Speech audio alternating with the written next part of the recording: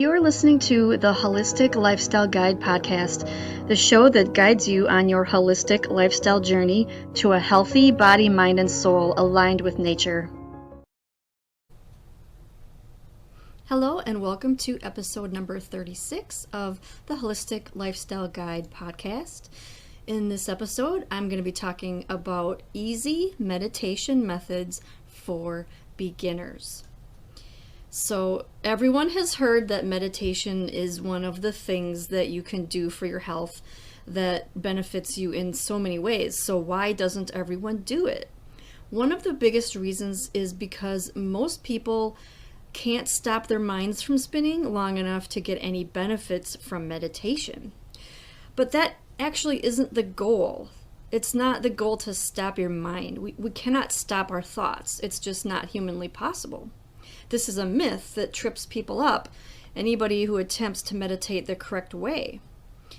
So what really is the goal of meditation? So a lot of people pray, and where prayer is asking for guidance from a higher power, meditation is like listening for the answer. It's like another version of that, a different way to do that. So answers can only come when the mind is silent, but this doesn't mean the mind has to be empty. The mind is silent anytime it's in the alpha state, where the brain waves are on one level below normal waking levels. The alpha state is where you are receptive and open and in a calm state. So the goal of meditation is simply to put the mind into this state so that it can receive guidance, answers, insights, and put you into a state of inner peace. So before I go into the easy methods for beginners, I'm going to cover the general meditation positions that are traditional in case you're new to meditation and you actually want to try these traditional methods, the ones that most people use. Well, when I say most people, I mean people that are really good at meditation and enjoy it and have been doing it for years. They tend to be the people that can do it the traditional way. So, but this is a turnoff for many people. So I'm here to help you with that problem. So for anyone who is inflexible or overweight or just not motivated enough, it can be almost impossible to sit cross-legged with your feet propped up onto your thighs, which that's called the lotus position. So I can't even get into that position. I mean, I'm 49 years old and I'm not very flexible anymore, and so I do what's called the half lotus position. This is where you sit the same way except only one of your feet are propped up, the other is resting on the floor. So that is acceptable to sit in that way. Honestly, it's acceptable to sit in any way that you can be comfortable. So if you can't get your body into those positions, don't worry. So sitting cross-legged like a child does with both feet touching the floor, that's even okay. It's also okay to lay down or sit in a chair. The purpose of sitting upright in traditional meditation is to have your spine aligned so that your chakras can open freely. However, it's so much better to do it at all than to not do it. So if you can't get into this position comfortably, don't worry about just laying flat or sitting in a chair, whatever you can do. And here's a tip. If you sit cross-legged on the floor, just on the floor with maybe a cushion under you, but nothing real substantial, you are probably going to have aches and pains and you're going to feel uncomfortable and you're going to need to wiggle around a little bit. So there is something called a yoga cushion or a yoga booster or a meditation cushion. There's a lot of names for them and they come in different sizes and shapes. So get something like that, and that way what you do is you sit on the very edge of that thing and your feet are lower than where your butt is sitting. And what that does is pushes your spine or pushes your back straight, and it naturally helps you sit straight. So that way you're not getting sore back, you're not getting sore feet when you sit directly on the floor. So I would highly advise getting a meditation cushion they're made specifically for meditation, but you can also get yoga ones that are meant to, yoga props. Those will also work. So the goal is simply to find a position where you can easily lose awareness of your physical body. Sitting upright is conducive to this only because you are making minimal contact with the ground, so it's easy to lose body awareness. It is also the preferred position because the spine can be straight, like I was saying, and the chakras can be aligned with the energy flow that goes upwards. Most people aren't yet at the point where they care about their chakras. They just want to get the stress reducing benefits of meditation. So for those people, even laying down can work, as I said, as long as you're comfortable. So now let's talk about meditation hand poses. The poses and positions for your hands and fingers are called mudras. You might have seen these in pictures where, someone is resting their hands on their legs and is holding their fingers. Briefly, the hand mudras allow for an energy exchange. So when the fingers touch in a certain way, a body channel is activated. Each finger and part of the hand is associated with a different element, which in turn is connected to a specific body system. So I'm not going to go into what they all are right now, but that was just it in a nutshell. Again, it's not necessary. This is only if you're really trying to cleanse your chakras and balance everything. You can find some information on that on my website. I actually have a picture. It's like an infographic of the hand mudras that is on my website, on my blog post called Easy Meditation Methods for Beginners. So I will leave a link down below so that you can look at that image. So now let's get into tips for meditating. If you choose to meditate traditionally, so here are a few tips to do that. It's a really simple practice, so there aren't many tips necessary. It only requires consistency and patience. So the first tip is to focus on breathing. Whenever you realize that you are lost in thought, simply stop and bring your awareness back to your breath, because your breath is the only thing that is constant that you can always come back to. Well, you could also focus on your heartbeat, but the breath has always been connected with calming the mind. If you focus on your heartbeat, it might, you might think that you might feel like it's not beating correctly, or you don't have control over it as much as you want to, and you might think is it beating too fast, and I think it skipped one, that could cause problems. So the breath is something that you can control a lot easier, and so that's what people say to focus on. So location is key when it comes to meditating. So try to meditate in a quiet space, especially if you're a beginner, because beginners need all the help they can get, honestly. People that have had experience with meditation, they can do it in the middle of anything. So try to make the space calming and use low light or no light if you can, or you can use a candle. That works really good too. Meditating in nature can work if you aren't around crowds or loud industrial type noises. Again, like I said, if you're experienced with this, you can learn to tune that stuff out, but I can't, and I'm guessing that most people listening to this would not be able to meditate in the center of a crowd or with semi-trucks driving around and everything like that. So if you're beginning, start off in the quietest space of your house with low light or a candle. And then the other tip is to practice every day. You don't have to spend hours on this. Even 5 minutes a day is better than nothing. It is ideal if you can do this at the same time every day, such as right after waking up or right before going to bed. This has really helped me particularly because I have always struggled with meditation, and the things that are helping me with it, other than everything else I'm talking about in this podcast episode, but practicing every day really helps because it becomes a habit. And I do mine right before bed, right after I do my journaling. So the journaling kind of helps calm my mind, and then I'm more ready to meditate, and I do that right before bed. So now let's get into these alternative meditation methods that are easy and ones that anybody can do. In fact, you probably already do them without even realizing it. So these are for anyone who cannot make the traditional method work. These are much easier, and most of them are actually pretty fun. So these are the 8 ones that I think are the most common alternative meditation methods that I am aware of. So the first one is repetitive music. So getting lost in music and dancing to this repetitive music, it's so amazing. And if it's something like rhythmic drumming or any song with a repetitive beat, that works great. So music is, it's magical, and it can put you into that trance state. Most people love music, so this is probably one of the easiest ones to get started with.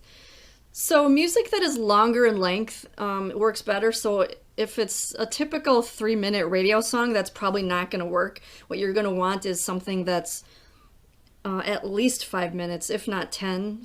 I mean, if you're trying to go for longer times, getting into that trance state might take, a couple more minutes than what your typical song would be. There's actually a lot of music made just for meditation for free on YouTube.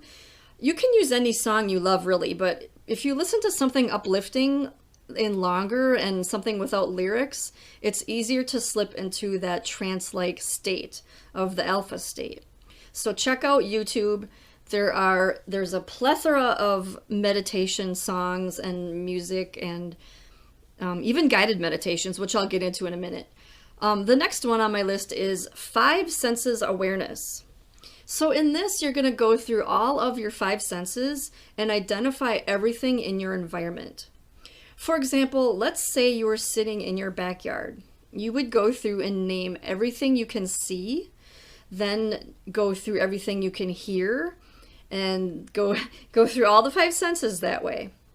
So you might think that that's not really a meditation, but what it does is it grounds you, and it helps you to get out of your chatty mind, and it helps you to, put yourself into the present moment. And that is one of the reasons why meditation is so great.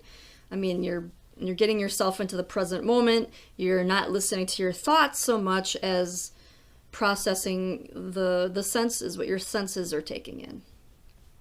I really like that one. I do that one all the time. And you can do that anywhere, you don't have to be outside. You can do it in your kitchen, It's just a great way to ground anytime you want to connect to the present moment and really enjoy it and expand your consciousness into, expand your awareness. That's a great tip. The next one on my list is mindfulness, and that's something kind of related to what I was just talking about. It's something that can be done anytime, doing anything. You simply focus your attention on the task that you are doing, or the object that you're looking at, whatever it happens to be. So the goal here is to be 100% present. You're not thinking about the past or the future. So as you are washing dishes, for example, really feel what you're doing, absorb yourself in every aspect of it. And this can go along with the 5 senses awareness practice that I just mentioned. Although in mindfulness, it's not quite as cerebral. You're not really thinking so much and taking in senses. You're really just being mindful. Whatever it is that you're focusing on, just feel it and just look at it and just appreciate it. That's really what mindfulness is all about. And that will automatically put your mind into a calmer state, because of course you're not going to be worrying. You're not going to be thinking about anything but the present moment. So the next one on my list is long driving on a straight road. Everyone has experienced being in a trance-like state while driving for long periods. This is especially beneficial if you have the right music on, or sometimes no music at all. One time I was driving and I was coming home from a music festival and I was tired. Whenever I come home from music festivals, I can't listen to music on the way home because I'm so... I spent so much time with, visuals and sounds and so much stimulation that I just need to chill. My whole way home, I don't listen to anything. And one time when I was doing this, it was raining lightly, and it was just like heaven to my ears. All I needed in that moment was just that calm sound of the rain. And I think anybody can relate to that, the fact that rain is relaxing. And so when you're driving in a light rain, try turning off your music and just listening to how the rain sounds as it hits your car. It's very meditative. Of course, now you're probably thinking, well, what if you fall asleep? You might get a little too relaxed, which is true. You might. But if you find yourself getting to that point where you're sleepy, then I would switch the music back on, because you really don't want to be driving when you're that tired. So that's a caution there. The next one on my list is Brainwave Entrainment, otherwise known as binaural beats. Most likely you've heard of this. These are becoming a lot more popular lately, and they're all over YouTube. You can look up videos for this all over YouTube for free. These videos are usually an hour or longer. And the only thing is they require that you use headphones, because certain tones and beats and frequencies are entering through either side, and they are both different. So this is what creates the alpha state in your brain, by synchronizing your brain activity. So that's one of the easiest ones on this list, because literally all you do is start the video, put your headphones on, and you're probably within seconds going to be in a meditative state. The next one on my list is Imagery. This is where you imagine a scene, usually a scene in nature. I like to imagine that I am a mountain and my thoughts are the clouds. So as they pass, I put my thought into the cloud and let it pass. This is all about your imagination. Just be sure to imagine something that isn't about a real life situation. For example, this is not the time to be imagining that you are on a job interview or buying a new house or something like that. The object here is to imagine something more metaphysical, like colors or something natural in nature. I keep going back to the nature thing, because I mean, even if you're in nature, that in itself is meditative, and I'll be getting to that in a minute. That's another separate one. But when you're not able to get outside, it's great to imagine that you are outside, and that always works for me. I always, if I don't imagine myself as a mountain with the clouds, I will imagine myself floating in space. That's one of my newest favorite ones. As soon as I sit down to meditate, I close my eyes, I imagine that I'm in a little spaceship, only like a pod for just me. It's just a little pod that I'm in, and it's this personal little escape that it just encases me. And when I'm doing this, I always have a blanket over myself as well. So like I cover myself in a blanket, my head too, and I imagine I'm floating up to space in my pod. And then once I get up there, I sometimes imagine looking down on the earth over the whole entire earth. And that's just, I've seen pictures of it, and so that's what I imagine. So that's something that you can imagine as well, being out in space, or maybe even being in a forest or something like that. The next one on this list is guided meditations. So there's no shortage of guided meditations on YouTube these days either. YouTube is really where it's at when it comes to meditation tools.